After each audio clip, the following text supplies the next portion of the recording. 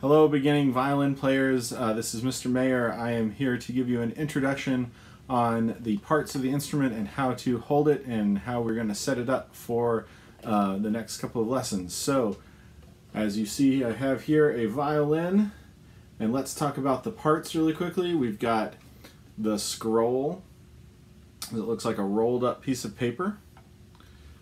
We've got the tuning pegs that hold the strings on one end in the peg box.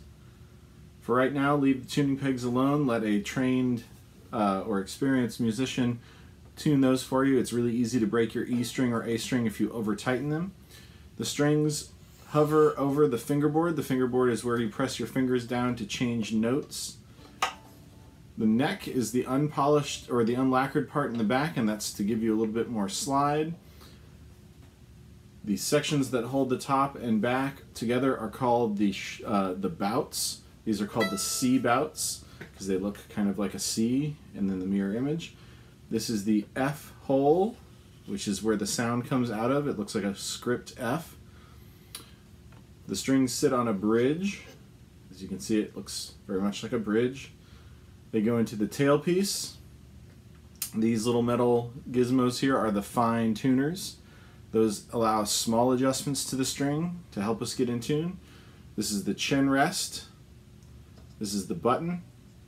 This is the saddle. And that is the tail gut. This is the back. Usually the grain on the back goes this way, and it's made out of two pieces. And usually on the front, the grain goes long ways, and it's made out of one piece.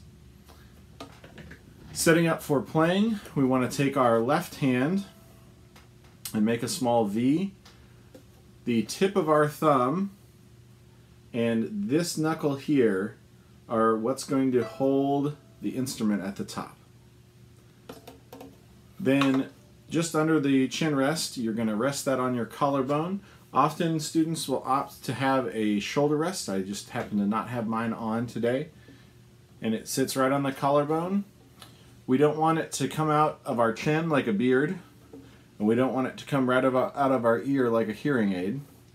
But we want it at a 45-degree angle to our nose, and then we want to angle it down towards the audience.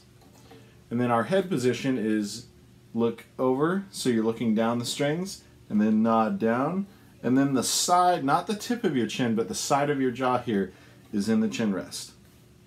And that is the posture. And with the shoulder rest, you should be able to hold the violin without using your hand. For right now, since we're not using a shoulder rest, we want the fingers to help hold the neck.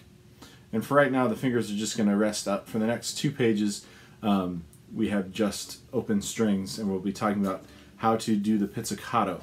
Pizzicato is different from bowing. Pizzicato uses our index finger. We put our thumb on the side of the fingerboard, and with our index finger, we lightly pluck the strings. If you're plucking one string more than once, we kind of let our finger come to rest on the next string.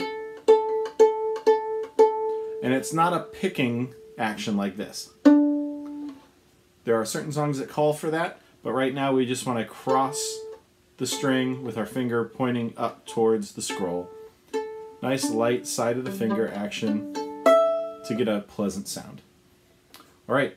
In our next video, we are going to talk about which strings are open string, or which our open string names are, and how those fit on the staff. And we are going to start talking about some rhythm and playing together. All right, see you in a few.